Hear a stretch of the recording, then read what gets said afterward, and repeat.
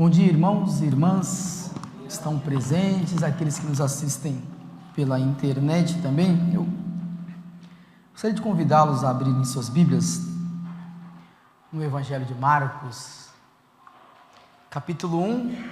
Nós vamos ler depois do versículo 1 até o versículo 6. Deixa eu fazer só algumas considerações sobre esse texto. Esse Evangelho que será lido por nós foi o primeiro a ser escrito, embora ele esteja como segundo na ordem, provavelmente 10 ou 20 anos depois da ressurreição do Senhor Jesus. Marcos, como é de conhecimento dos irmãos, foi sobrinho de Barnabé, discípulo e amigo íntimo do apóstolo Pedro. Quando nós lemos o Evangelho de Marcos, que escreveu Marcos, algumas coisas chamam a atenção, desperta atenção, o interesse de como esse evangelho é escrito. Comparado aos outros, ele é muito diferente. Ele só não é tão diferente quanto o evangelho de João, mas ele tem ali uma particularidade muito interessante. É um evangelho que chama a atenção pelo dinamismo que existe aqui, um dinamismo sem igual. Tem um extraordinário teor de imediatismo e de praticidade. A impressão que se tem quando se lê o evangelho de Marcos é que ele acelera a prática do evangelho na vida dos irmãos, pelo fato de perceber que esses irmãos não têm tempo para poder se dedicar a coisas mais teóricas. É muito prático. Ele destina o seu evangelho à igreja que está em Roma. A igreja que está em Roma está sofrendo por perseguição, e talvez seja por isso, e que a ausência de algumas informações que tem em Mateus e em Lucas, o dinamismo que é também os irmãos ali em Roma. Marcos, quando escreve esse evangelho, ele é tomado de uma preocupação muito grande. Os irmãos em Roma estão sendo perseguidos e mortos. Muitos, por isso, estão sendo desencorajados, entristecidos, vacilantes, alguns abandonando a fé. Estes são, talvez, os possíveis motivos da urgência de narrar os fatos práticos da vida de Jesus. Mais uma vez, a impressão que se tem quando lê o evangelho de Marcos é que o povo não tem tempo para poder se dedicar a genealogias, por exemplo, como tem Mateus e Lucas. As coisas estão ali apertando e Marcos expõe rapidamente a vida prática de Jesus. Tanto que os irmãos perceberam, nós vamos ler o versículo 1 daqui a pouquinho, ele começa já dizendo que o evangelho é de Cristo e Cristo é o Filho de Deus.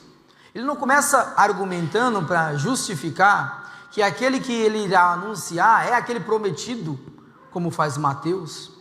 Ele não trata com os aspectos menores, os detalhes de quem conviveu com os detalhes no nascimento de Jesus, por exemplo, como faz Lucas. Ele trabalha o evangelho de forma muito dinâmica, muito prática. E a impressão que se tem ao perceber isso é que, como os irmãos não têm tempo de se dedicar a estas informações, ele vai dar aqui um resumo prático de como Jesus viveu e como nós temos que olhar para ele e buscar viver da mesma forma. Esses são os possíveis motivos da urgência em narrar a vida prática e dinâmica do Senhor Jesus. Ele abre mão de apresentar genealogias, porque é importante, nós acabamos de ler aqui genealogias, só sabemos onde nós chegamos se olharmos para de onde nós viemos. Existe uma história, ninguém surgiu do nada. A família Marx não surgiu agora, por exemplo, a minha família, e surgiu assim com o estalar de dedos. Tem uma história por trás, e a genealogia mostra justamente isso, essa árvore genealógica por trás. Mas Marcos abre mão de poder falar sobre isso, apresentando logo de início que o Senhor que ele vai narrar em seu discurso é o Filho de Deus. O tempo era um luxo que esses irmãos não tinham. Os irmãos em Roma, a quem essa carta é destinada. E Marcos sabia disso. O valor do tempo foi algo tão explorado por Marcos, o evangelista, permitindo-me fazer essas considerações como eu fiz no início. Os irmãos não têm tempo de poder se dedicar a informações mais detalhadas, porque estão sendo perseguidos, mortos, e por causa dessa perseguição e morte, alguns estão abandonando a fé. E Marcos escreve esse texto, inspirado pelo Espírito Santo, para tentar consolar e fortalecer a fé desses irmãos. Tempo era um luxo que Marcos não tinha.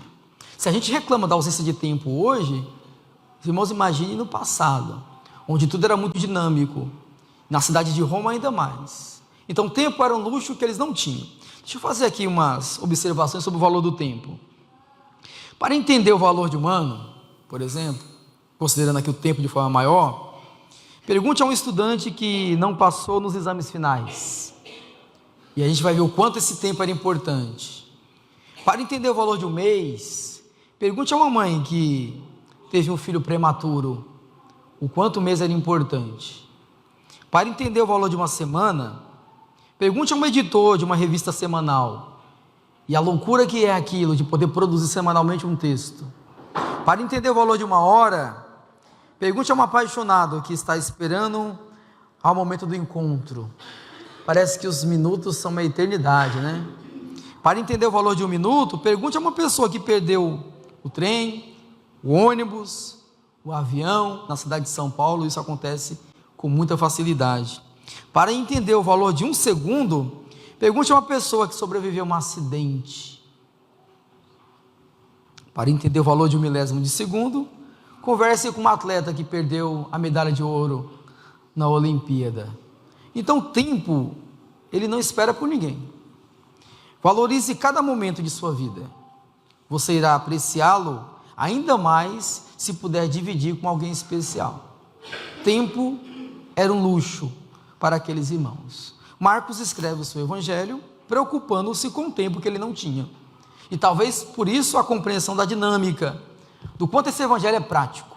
Ele faz uma breve consideração e diz assim, a partir da compreensão de vocês, ajam agora. Não existe tempo para poder refletir. É muito dinâmico, é muito rápido.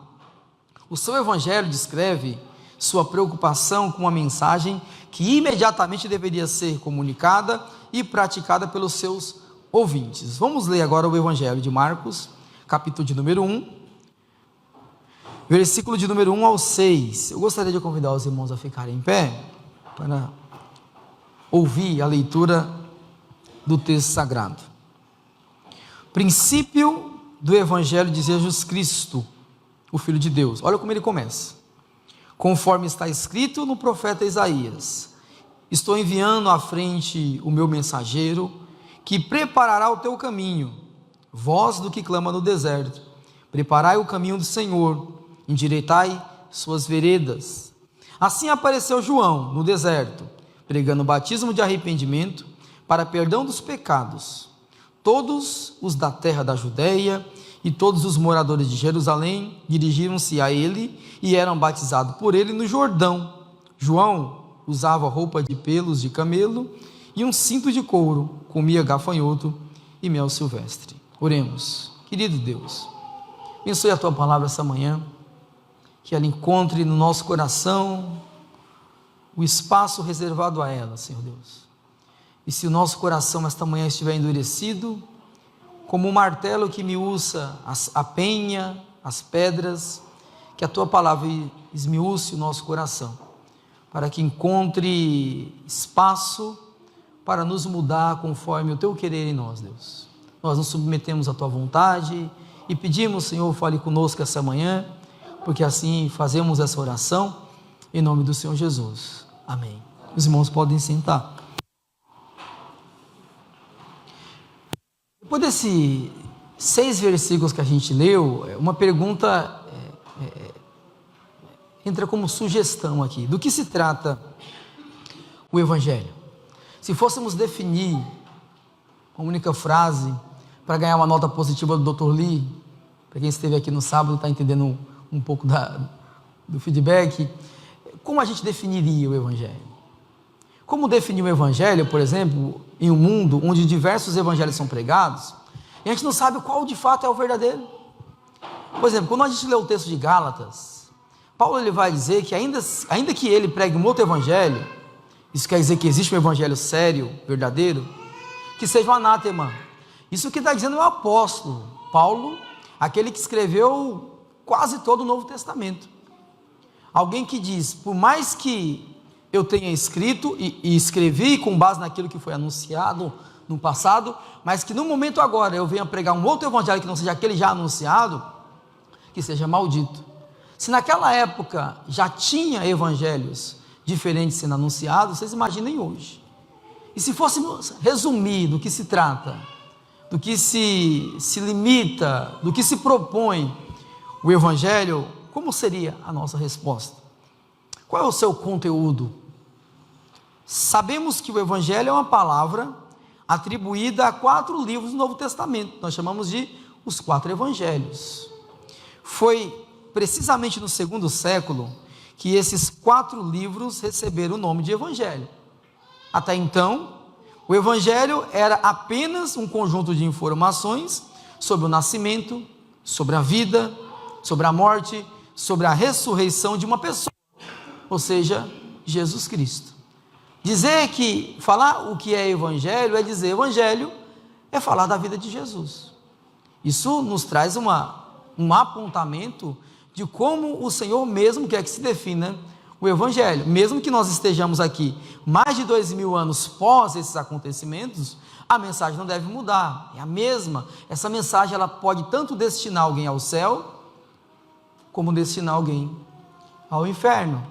Depende do coração, da aceitação, depende do reconhecimento de que isso é a palavra de Deus, e nela eu tenho que colocar minha fé, minha esperança. Então o Evangelho se tornou 4 textos, que a gente acabou de ler mas no passado o Evangelho se restringia única e exclusivamente à vida de uma pessoa, o seu nascimento, o crescimento, a sua morte, sua ressurreição, tudo aquilo que ele fez. Isso, na concepção e na visão dos evangelistas, era o que se chamava de Evangelho, ou seja, a vida de Jesus. Jesus Cristo era e é o conteúdo do Evangelho, e nada que não seja este anúncio aqui pode ser chamado de Evangelho. Aí, para nós temos aqui uma ferramenta importantíssima para fazer filtro, quando nós ouvimos uma mensagem dita evangélica.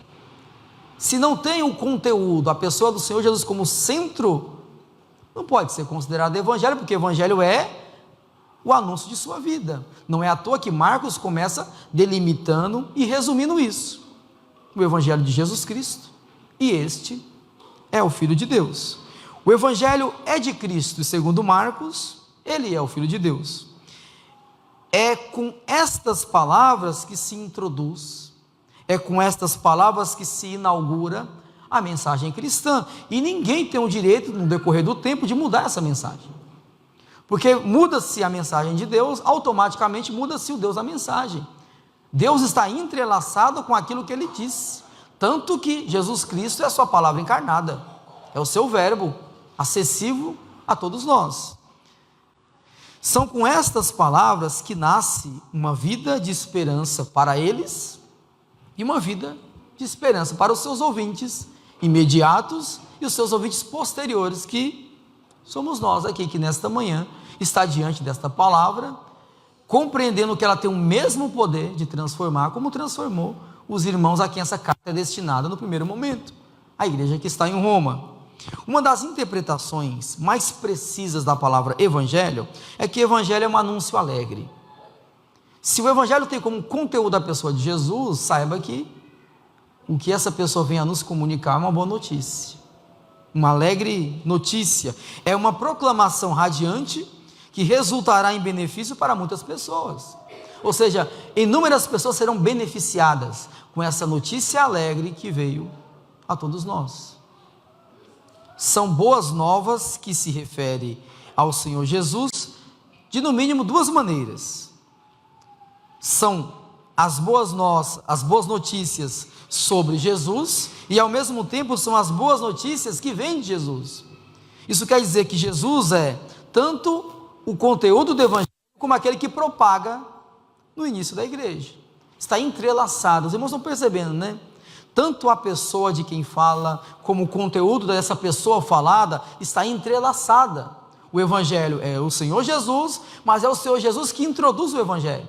É Ele que começa, é Ele que diz o que Deus veio fazer entre os homens, com base em sua própria pessoa. Então, isso a gente não pode deixar fugir, que o Evangelho se anuncia de 2 maneiras. São as boas notícias sobre Jesus, e ao mesmo tempo, as boas notícias que vêm de Jesus. O Evangelho apresenta apresenta Jesus, e é ele mesmo que com sua vida proclama, anuncia, evidencia, demonstra o Evangelho. Isso para não ter nenhuma dúvida do que se trata o conteúdo da mensagem de Deus. Uma mensagem de amor, acessível a todos os homens. Agora, os beneficiários do Evangelho deveriam ser todos, porque Deus amou o mundo de tal maneira. Ele veio buscar e resgatar o que se havia perdido. Ainda que os seus o rejeitassem, ou rejeitou, em João vai dizer isso, todos aqueles que o recebeu, ele deu o poder de serem feitos filhos de Deus, a saber o que crê em seu nome. Então o Evangelho deveria ser um benefício a toda a humanidade. Agora, por que não são todas as pessoas beneficiadas, se está acesso a todos? O que impede outras pessoas de se alegrar, se beneficiar com esse anúncio do Evangelho, com a pregação dessa boa notícia? Só duas pessoas sabem essa resposta. A primeira é Deus, e a segunda é a própria pessoa que o aceita ou que o rejeita. Porque nem todo mundo é beneficiado pelo Evangelho? Só aqueles que não quiseram sabem exatamente o porquê o Evangelho não foi tão atrativo, sei lá, a elas. Se o Evangelho é um anúncio alegre, uma proclamação radiante de uma pessoa que nos traz benefício, porque nos traz, e o maior de todos eles é o acesso de volta a Deus, é a salvação, e tudo aquilo que ela pode desenvolver, mas o maior presente dado, o maior benefício que se ganha com o Evangelho é ser salvo, e essa salvação te permite, te dá acesso àquilo que jamais poderíamos pensar ter acesso, a presença de Deus. Isso beneficia, o Evangelho beneficia. Marcos também nos diz que o início desse Evangelho aconteceu conforme diz o profeta Isaías, ou seja, com João entrando em cena e com uma missão de preparar o caminho. O Evangelho é a pessoa do Senhor Jesus, porém, de acordo com Marcos, sendo anunciada por uma pessoa chamada João. Isso me faz fazer até uma comparação de que a mesma função que João fez no passado, acerca da primeira vinda do Senhor Jesus, parece que é a mesma função que a igreja tem no presente, o anúncio de sua segunda vinda. João teve a finalidade de preparar o caminho, de apontar o caminho correto, certo, as veredas que o Senhor já deixou estabelecido para que andássemos nela. A igreja faz a mesma coisa. Então existe uma comparação entre o que João fez, anunciando a primeira vinda, ele prepara o caminho daquilo que a igreja faz hoje, anunciando esse mesmo caminho. A mensagem do Evangelho se inicia com João, preparando o único caminho capaz de nos levar a ter de volta a paz com Deus. E isso é singular, viu? Não existe outro caminho. Isso parece fora de moda hoje, pregar de que existe somente um caminho, mas foi o que ele nos estabeleceu. Qualquer outro caminho que conduz o homem a Deus é atalho, e atalho normalmente não dá muito certo. Vez por outra nós encontramos aí reportagem de pessoas que se perderam em trilhas, porque no lugar de seguir aquilo que estava estabelecido, preferiram seguir atalhos. O Evangelho só tem um caminho. Qualquer outro caminho que não seja o Senhor Jesus, propagado por João aqui, é um atalho. E o atalho pode ser, sem dúvida alguma, um caminho sem volta. Nessa introdução do Evangelho de Marcos, João Batista prepara as pessoas para a vinda de Jesus Cristo, que posteriormente afirmará ser ele próprio o caminho. João diz assim: isso aqui é um caminho provisório que eu estou apontando para vocês, porém virá alguém que dirá entre vocês o que é o caminho de verdade. E aí o Evangelho de João diz isso: eu sou o caminho, não existe outro caminho. E como é que isso se dá, né? Como é que João prepara esse caminho? Como é que isso acontece? O que João fez para chamar a atenção das pessoas de sua época para essa nova maneira de viver? Porque foi difícil vocês imaginarem um grupo de judeus religiosos que já tinham consciência do que seguir, do que encontrar, do que buscar, e aí vem alguém e diz assim: não, o caminho não é por aqui, o caminho é por lá. Como é que se acredita numa pessoa que aparece do nada, vestido de pele de camelo, comendo gafanhoto. Olha só, alguém de pele de camelo comendo gafanhoto falando com você. Sendo estranha, não é? Como é que é acreditar num homem desse? O que João fez para convencer? Grupo de religiosos comuns judeus de que viria alguém anunciado por ele e que seria esse o caminho. Como João prepara o povo para a vinda do prometido? Como ele contagia o povo a viver conforme essa promessa? Porque ele anuncia que ele virá, mas ao mesmo tempo ele faz com que o povo adeque a vida, quando ele vier, já está tudo preparado. Não é isso que ele faz? Ele não ajusta as veredas, ele estabelece o caminho, mas ele também faz com que as pessoas vivam conforme esse caminho que ele está anunciando. Quando o Senhor Jesus vem, o caminho já está preparado. Ele fez um trabalho perfeito. Como o Evangelho vem sendo preparado para alcançar seu povo, que mesmo diante do silêncio de Deus, ainda tem esperança. Deus ficou por silêncio por 400 anos, entre o último profeta e João, e o povo ainda mantinha a esperança de que o prometido viria. Só que antes do prometido vir, João teve que vir primeiro, anunciando aquela profecia de Isaías que nós lemos no Evangelho de João, né?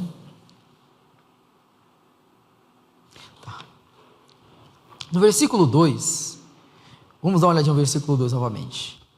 Conforme está escrito no profeta Isaías: estou enviando à tua frente o meu mensageiro, que preparará o teu caminho. No versículo 2, Deus falou.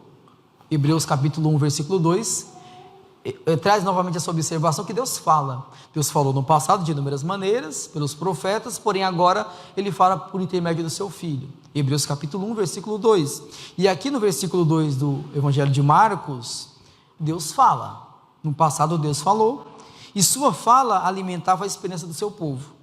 As boas novas estão presentes em todo o Antigo Testamento. Não é certo achar que o Evangelho é apenas algo inaugurado agora, é pré-anunciado e inaugura-se perfeitamente na pessoa de Jesus, nós sabemos disso, mas já vinha em todo o Antigo Testamento sendo apontado. Quer ver? A primeira menção em que o Evangelho recebe é no livro de Gênesis, capítulo 3, na promessa de que viria o descendente da mulher, que pisaria na cabeça da serpente. Isso aqui é o Evangelho sendo anunciado, ou seja, o ser humano caiu em fracasso, se desviou de Deus, se distanciou, não tem mais paz com Deus, e o Evangelho é pregado ali. Deus devolverá, por meio da semente da mulher, a paz com os homens. Então no Antigo Testamento inteiro nós encontramos o Evangelho sendo pregado. A lembrança daquilo que Deus disse e fez, descrevia ao povo o caráter de um Deus que não muda, e que a seu tempo Ele cumpre a sua promessa. Se Deus prometeu alguma coisa, no seu tempo Ele cumpre. Foi o que começou dizendo no versículo 2. Marcos relembra a profecia de Isaías, e a profecia de Isaías sendo cumprida em João, inaugura-se o que nós chamamos de Evangelho. Deus fala ao seu Messias prometido: eu enviarei meu mensageiro à tua frente para preparar o teu caminho. Versículo 2, né? No versículo 2 nós encontramos o portador de uma mensagem que tem uma responsabilidade de preparar um novo itinerário de uma vida àqueles que são arrependidos. Agora, o curioso de tudo isso, e o que também chama a atenção ao olhar esses versos, é a maneira que esse portador da mensagem inicia a preparação do caminho. Eu estou falando de João, né? É curioso a maneira que ele começa a anunciar esse caminho. Talvez tivéssemos a oportunidade, começaríamos diferente. Ainda mais hoje, na sociedade toda sensível, se você fala um pouco mais forte, o pessoal pensa que você está sendo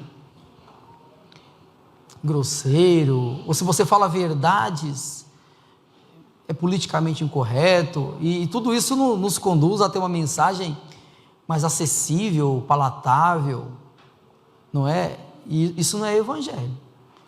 O Evangelho começa com a mensagem dura, e eu queria chamar a atenção dos irmãos para o versículo 3, como é que João começa anunciando o caminho a um povo que há 400 anos estava na expectativa de ouvir Deus falar. Versículo 3, a profecia de Isaías continua e nos traz outra referência acerca de João, que é esse preparador do caminho. Ele diz: a voz do que clama no deserto. E essa voz solitária, que poucas pessoas lhe dão atenção, traz consigo uma missão. Ela é solitária perante o povo. Isso também nos traz a compreensão de que às vezes, mesmo Deus falando, o povo não quer ouvir. João falava, e a sensação que ele tinha com base na profecia de Isaías era que era uma voz que não era ouvida. Os irmãos já viram uma voz clamando no deserto? O eco que isso dá, e o deserto não tem ninguém para ouvir. A impressão que se tem quando ele se coloca assim, é que ele está pregando, e ninguém quer ouvir. Isaías descreve o que seria um pouco do ministério de João. Então é verdade que posteriormente muitas pessoas o ouvem, é claro, mas o seu destino, humanamente falando, não é muito atrativo, né? Como ele termina. Além de preparar o caminho, ele tem que endireitar as veredas, tornar as pessoas mais inclinadas e receptíveis ao que viria depois. A questão principal é como é que ele faz isso, como ele prepara, como ele estabelece essas veredas de forma adequada. Os próximos versículos vão dizer como ele faz isso. Versículo 4 e versículo 5, gostaria que os irmãos olhassem mais uma vez. Assim apareceu João no deserto, pregando o batismo de arrependimento para perdão dos pecados. Todos os da terra da Judéia e todos os moradores de Jerusalém dirigiam-se a ele e eram batizados por ele no Jordão, confessando os seus pecados. A mensagem recebida por muitos, apesar das dificuldades que tinha na propagação dessa mensagem, estão ali conectadas em 3 aspectos, inseparáveis, e eu queria mencionar aqui quais são. Primeiro, arrependimento. A mensagem de João começa nos apontando o dedo, por isso que eu disse, diferente de como ela é por algumas pessoas pregada hoje. Já fui incentivado, assistindo uma aula de homilética, de pregação, que o professor disse que nós não devemos falar sobre assuntos que incomodam o povo. Se for falar sobre pecado a um povo que já está sofrido, semana após semana, trabalho após trabalho, cansado de ouvir palavras duras, aí vem alguém sentar no domingo e falar sobre pecado, que precisa se consertar. Então tem que mudar o discurso para ser acessível a quem te ouve. Então traga o discurso de fortalecimento, que também é importante. Vocês são mais do que vencedores, que também é importante, tudo isso é bíblico. Mas a gente não pode omitir de ouvir e dizer algumas verdades sobre nós. Por exemplo, João, ele começa aqui apontando o dedo para as pessoas na sua época. Eu não sei se ele vai enumerar quais pecados são, mas ele vai dizer: olha, vocês precisam de arrependimento. É assim que ele inaugura. A mensagem do Evangelho começa com arrependimento, uma nova atitude de coração e de mente, porque arrepender é mudar o coração e mudar a mente. Depois, acompanhada de confissão. Eu me arrependi, tenho que dizer isso publicamente, que seria uma demonstração audível, né, ouvida, desse arrependimento. As pessoas precisam ouvir o que Deus fez em mim. E depois o batismo, de acordo com o texto, que seria uma representação visível desse arrependimento. O batismo é uma demonstração ao público daquilo que aconteceu internamente. Uma pessoa nasceu de novo. João não facilita as coisas para ninguém. Ele exige muito dos seus ouvintes. Quer seguir o João, que é o preparador do caminho, tem que ter alguns requisitos aqui. O primeiro deles é arrepender. Não dá para seguir no caminho da mesma forma como chegou. É claro que o Senhor nos aceita como nós somos, mas nos muda no decorrer dessa caminhada. Ele nos transforma. A graça dele faz isso. Lembra de Tito capítulo 2, versículo 11? A graça de Deus salva, mas a graça de Deus educa. Aquele que é salvo pela graça, vive conforme essa graça que o salvou. E o João está dizendo isso para nós. Quer seguir o caminho? O primeiro requisito é arrependimento, confissão de pecados e batismo. Ele não facilita para ninguém, né? E a impressão que tem também é que posteriormente o Senhor Jesus não vai facilitar para ninguém, porque ele começa a sua mensagem falando de arrependimento.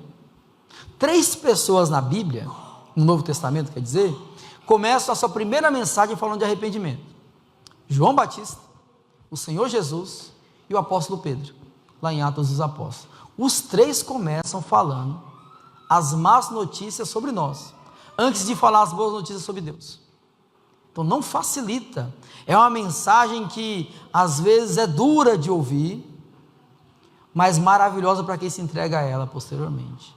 Ela nos muda plenamente e nos faz aquilo que Deus quer que nós sejamos. João tem a responsabilidade de preparar o povo em sua época ao evangelho que viria. E como é que ele prepara? Trabalhando a personalidade do indivíduo, a consciência do indivíduo, o coração do indivíduo e as práticas desse indivíduo.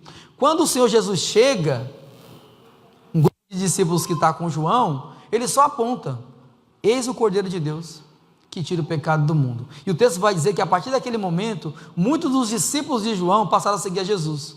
Por quê? Porque ele tinha preparado o caminho. Fez um trabalho muito bem feito. O que o Evangelho apresenta Jesus, e é Ele mesmo que com sua vida proclama o Evangelho. Eu estou apenas lembrando aquilo que a gente disse antes, para tentar perceber o que virá depois de João preparar esse caminho. Agora, a maneira que João introduz o Evangelho, nos leva a crer, pela forma que ele começa, que antes de ouvir as boas notícias sobre Deus, como eu já disse, nós temos que ouvir as más notícias sobre nós, porque o Evangelho começa com uma reparação, e ele culmina com uma dívida paga. A cruz é uma dívida que é paga, que eu e você jamais poderíamos pagar, não tínhamos condições para isso. A primeira palavra de João, como eu disse, foi: vocês precisam de arrependimento. Só existe conciliação com Deus se reconhecermos que precisamos de uma mudança interna. Isso é arrependimento, mudar internamente. É claro que isso é um ato divino, não é uma escolha humana. O ser humano não faz isso porque quer. O Deus trabalha no coração do indivíduo e conduz ele quando é sincero, porque nós encontramos às vezes não arrependimento, mas remorso, e aí às vezes confundem arrependimento com remorso. O arrependimento genuíno é Deus quem faz. Só existe reconciliação com Deus se reconhecermos que precisamos de uma mudança interna, até porque arrependimento é uma mudança deliberada de atitudes, que resulta em uma mudança de pensamentos e também de comportamento. Ou seja, aquele que é arrependido, toda a sua vida expressa isso. A vida, na verdade, a vida é a confirmação de que de fato alguma coisa aconteceu dentro de mim. Meus irmãos, é impossível subsistir, permanecer no caminho do Evangelho, se não levarmos a sério e em consideração o arrependimento verdadeiro perante Deus. Não dá. Pode até ter um remorso inicial, daqui a pouco esse remorso vai se dissipando, vai acabando, e aí a vida antiga ela volta novamente. É impossível permanecer no caminho sem arrependimento sincero. Isso é uma reflexão que temos que fazer diariamente, porque todos os dias nós temos que pedir a Deus o perdão sobre alguma coisa, e isso tem que ser sincero para permanecer nesse caminho. Não estou aqui falando de uma vida perfeita, até porque ninguém tem, mas pensando em uma vida autêntica, sincera, honesta perante Deus. Se eu não consigo viver essa vida que Ele espera que viva, eu tenho que pedir a Ele que me ajude a conseguir viver, porque sem dúvida alguma Ele é o maior interessado na mudança de nossas vidas. Se me sinto fraco para continuar nesse caminho, eu tenho que pedir a Deus sua força, porque Ele dá essa força para nós. Paulo entendeu isso no momento mais forte de sua fraqueza, onde ele ora por 3 vezes ao Senhor, e o Senhor responde para ele: a minha graça te basta, porque o meu poder se aperfeiçoa na fraqueza. E é exatamente aqui que Deus nos auxilia, nos ajuda, quando reconhecemos que somos fracos. Deus, até quero continuar, mas eu tenho dificuldade, e com o coração aberto perante Ele, Ele nos dá essa força que tantos precisamos, para continuar nesse caminho. Ele nos ama, Pessoas arrependidas não fogem da realidade de sua condição enquanto pecadoras. Elas sabem o que são.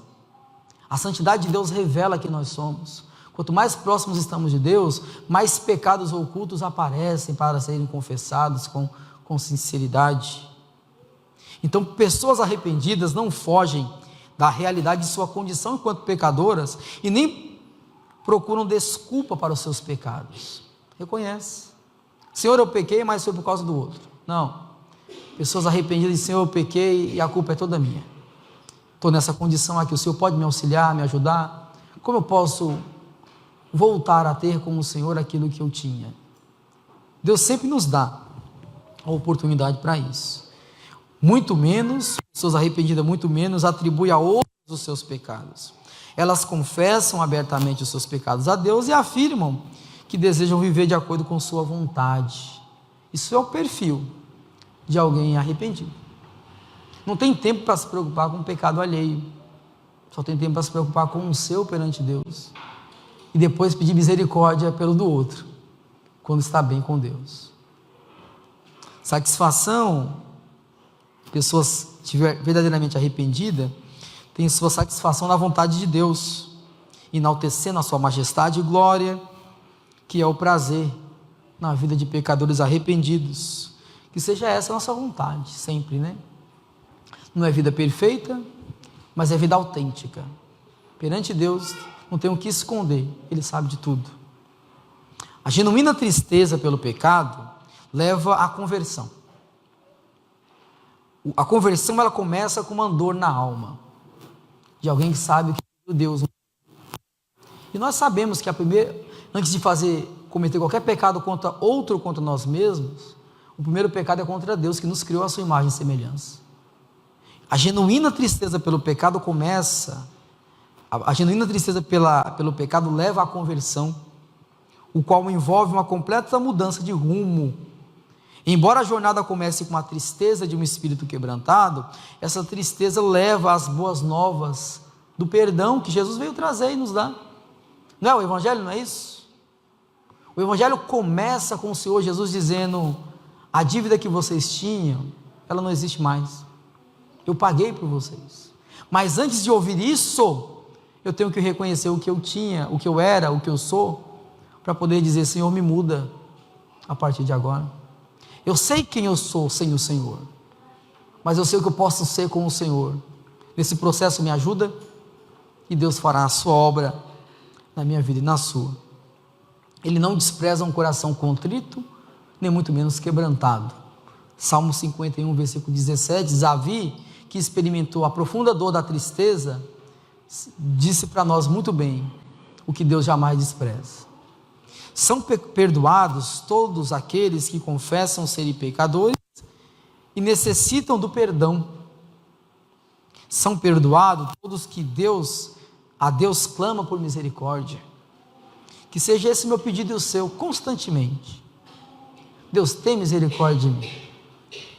Que seja essa hoje a nossa oração. João Batista nos prepara para o Evangelho, como diz o texto.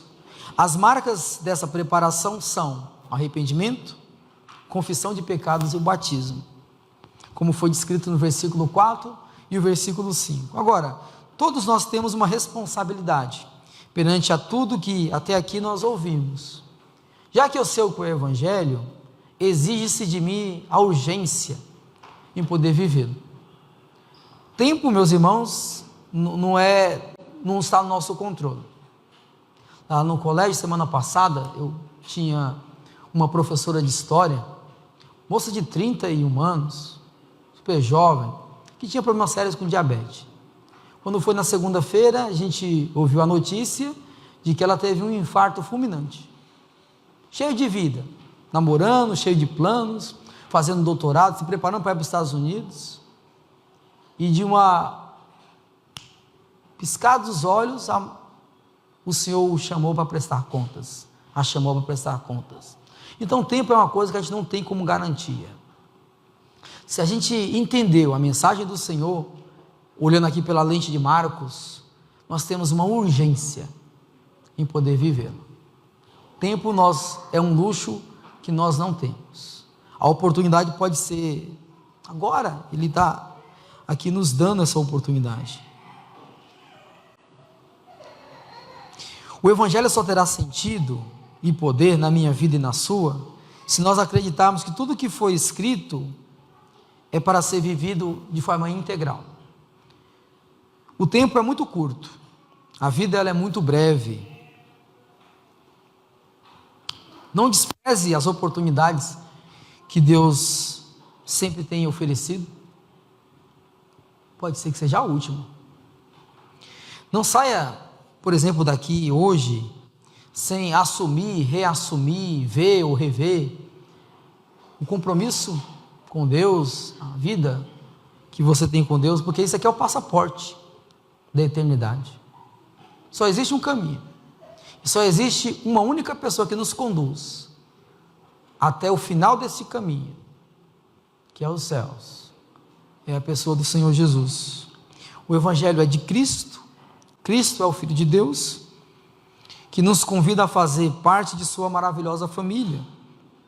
As boas notícias que o Evangelho tem para nós é que todo pecado confessado, todo coração quebrantado, todo arrependimento sincero é perdoado por Deus.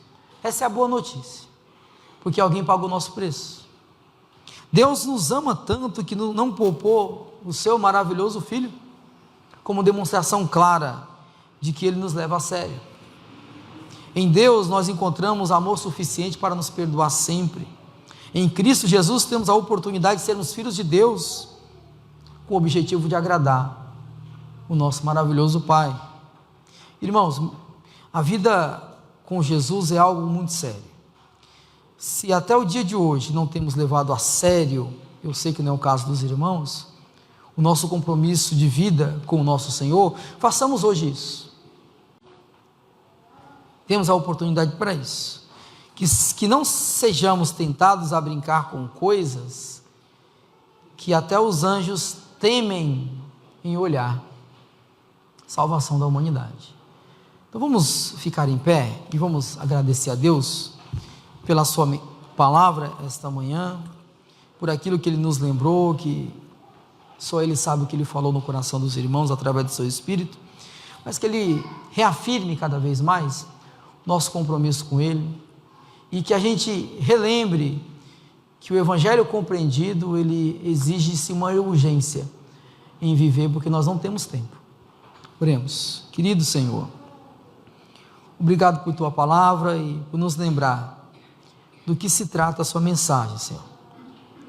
Uma mensagem de amor, através da pessoa bendita do Teu Filho Jesus, que antes de compreendermos essa Tua bondade, temos que rever a nossa maldade e pedir pelo Senhor misericórdia, essa mesma misericórdia que temos sempre diante de nós e acessível, Senhor, porque o Senhor é bom. Obrigado, Senhor, por Tua palavra esta manhã, e nos ajuda a reafirmar o nosso compromisso contigo, para que por meio disso o Teu nome seja glorificado. Nós agradecemos mais uma vez, em nome santo do Senhor Jesus. Amém.